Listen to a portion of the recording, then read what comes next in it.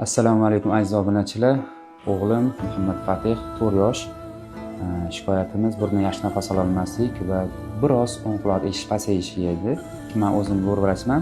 Tekshirib ko'rganimda adenoid vegetatsiyasi 3-daraja va o'ng quloqda parda orqasi suyuqlik aniqlandi va biz adenoid olish rejalashtirdik. Mana hozir operatsiyani ko'rdinglar. Burunda go'shtni og'iz orqali endoskopiya yordamida kirib, she'r yordamida olindi va o'ng quloqni yo'qotib tashladik. Va mana holati sraz operatsiyadan keyin uyg'ondi. Muhammad Fatih, uyga ketamizmi? Ko'rdinglar, ko'p ota-ona qo'rqishadi. Operatsiya bo'ladimi, narkoz oladimi? Qarang, o'ziga ham keldi. Narkoz oladimi, operatsiya bo'ladimi?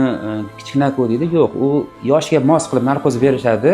Shuning uchun bundan qo'rqish kerak emas. Mana hozir qilindi, yarim soat davom etdi va operatsiya tugaganiga 15 minut bo'ldi. Mana 15 minutda o'ziga kelib, sal uyqusi kelyapti. Uxlash kerak biroz. Operatsiyadan keyin o'shanda yaxshi uyg'onadi bemor. Mana alhamdulillah operatsiyani o'tkazib oldik. O'zim zo'r vrach bo'lganim uchun ota sifatida mas'uliyatni bo'ynimga olib operatsiyani qila oldim. Biroz hayajon bo'ldi, biroz nima deydi, bolasiga achinadi, shunaqa holat bo'ldi, lekin alhamdulillah uddaladik buni va mana amalga oshirib, mana palatadamiz hozir. 3-4 soatdan keyin javob beramiz va ketamiz. Kuningiz xayrli o'tsin, salomat bo'ling.